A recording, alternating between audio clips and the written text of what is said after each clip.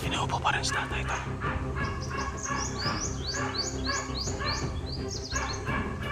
Hanap lang na yung simpo. May mga kasama sa unahan. Kinukuman niya yung mga kasama niya tol. Kaya natin pwede ito nasa kumain agad. Hanap lang tatay ang simpo na mag-iisa si tatay. Para wala sa kapal at makamot natin kapag natalo natin sa laban. Kailangan muna natin ito sa kumain para mapunasan natin, magkamot natin, mawala yung hipnotismo niya.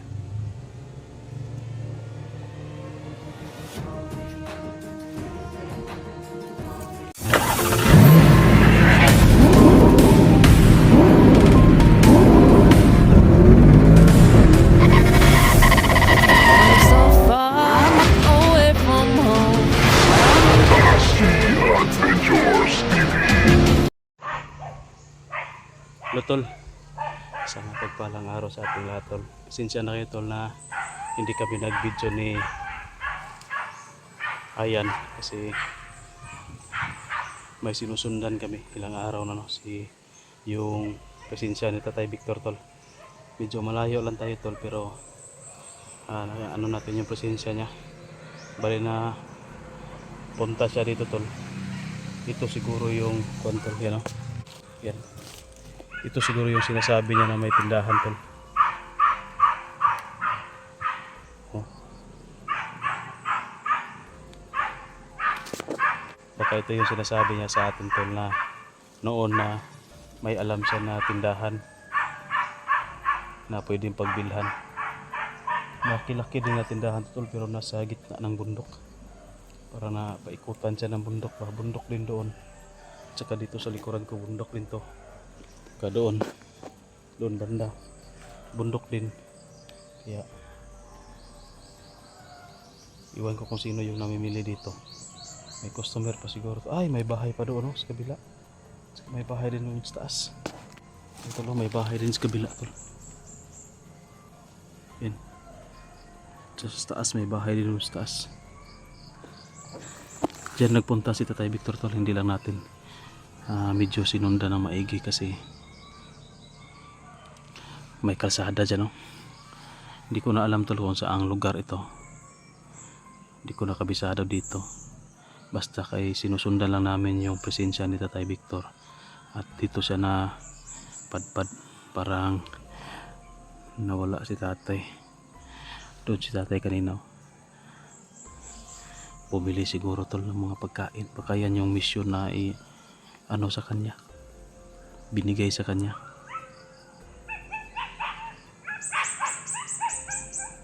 Siya pala yung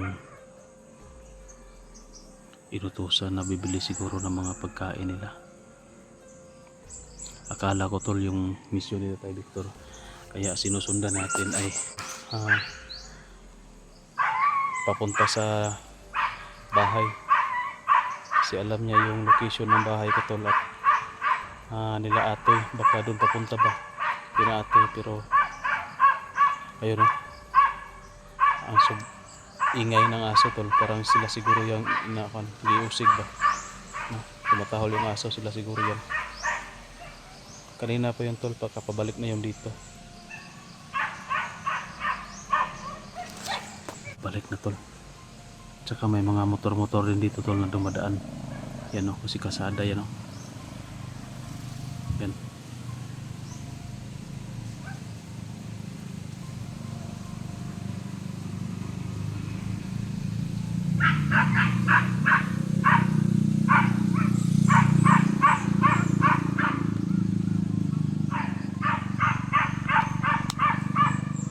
Pabalik na siguro sa tatay tol. Basta may monitor lang natin yung presensya ni tatay. Ayun. Pabalik na sa tatay. Pero siya lang mag-isa tol. Tapos yung mga kasama niya.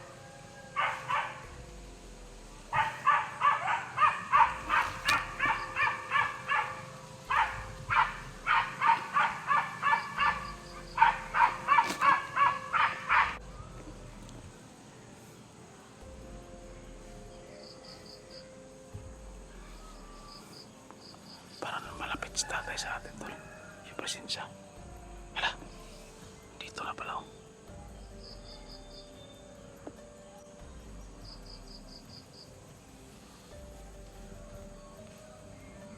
Ayan na, tol.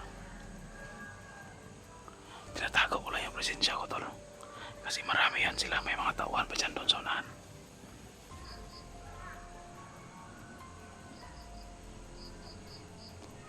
Ayan na.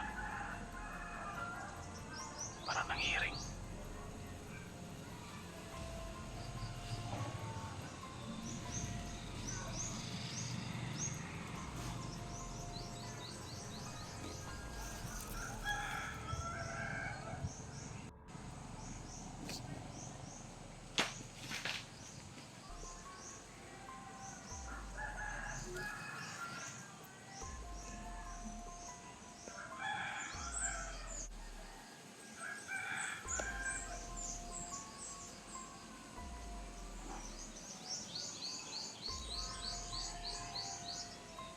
May dalang bahag na si tatay. Sundan lang natin ito. Hanap tayo ng tsimpo.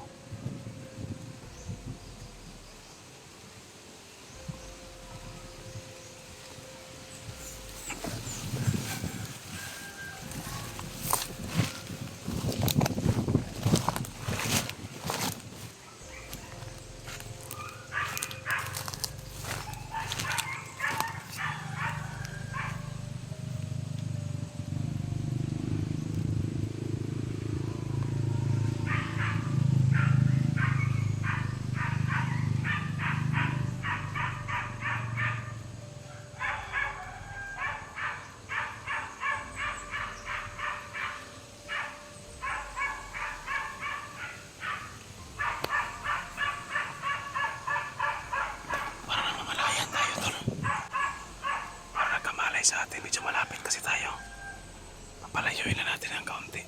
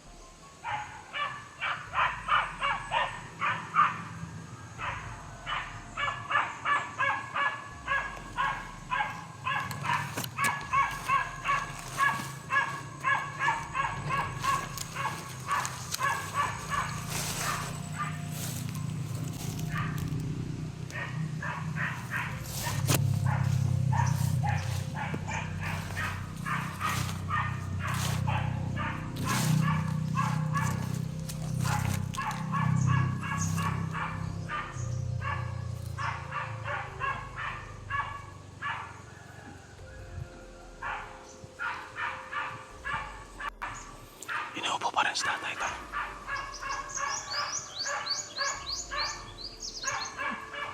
Hanap na ng tsimpo. May mga kasama sa unahan. Kinukuman niya yung mga kasama niya, tol. Kaya natin pwede ito nasa kupain agad. Hanap lang tayo ng tsimpo na mag-iisa si tatay.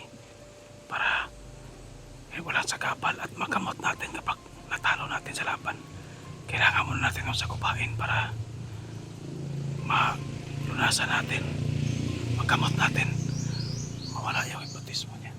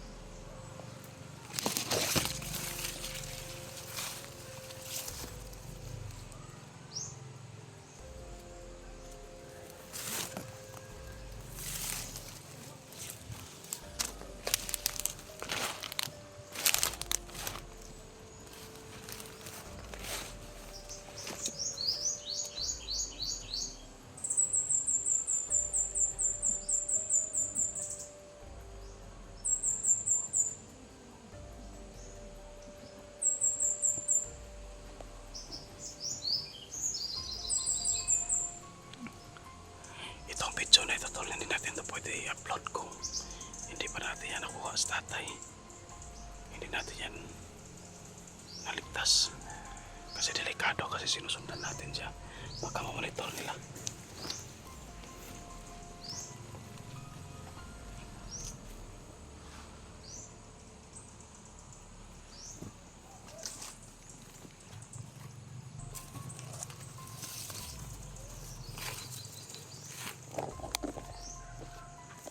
Basta yung presensya ni tatay, yan lang yung minonitor natin to.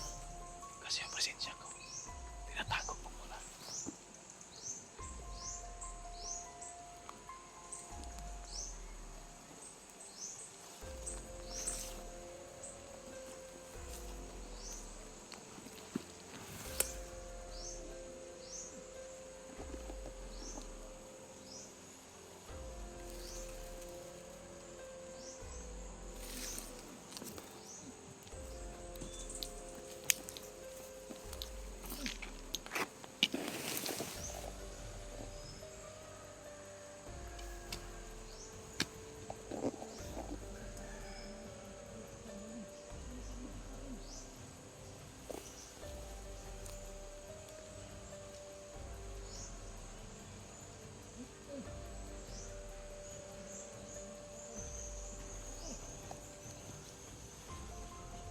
Maraming tauhan tol.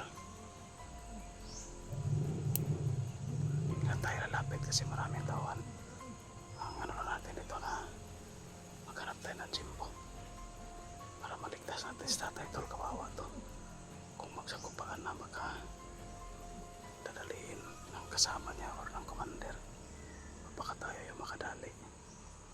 Kailangan na mailigtas natin, magkamot natin.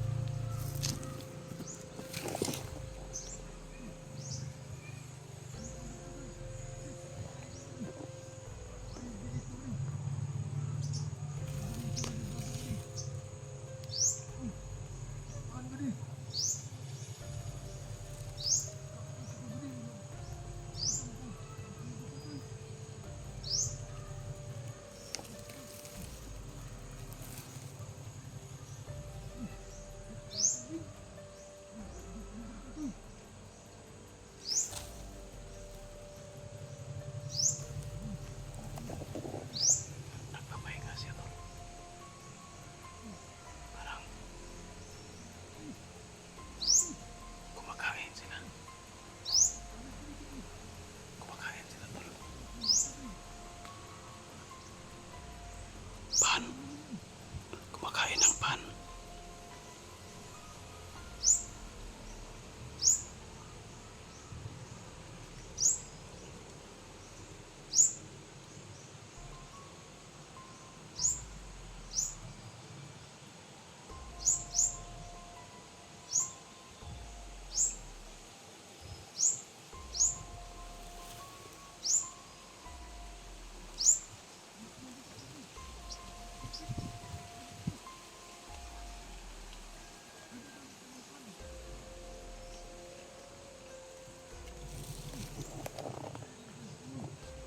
Kailangan lang talaga natin na humanap ng jimbo.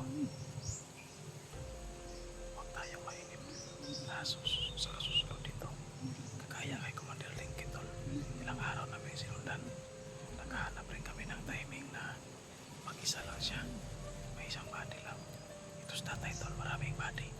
Nandun sa unahan. Nandun din banda si Ayan. Pinatago ko lang doon tol, pero monitor ko lang. Sakasakali magkapakpakan, may makapagkap sa atin. Ako lang muna yung sumusunod dito.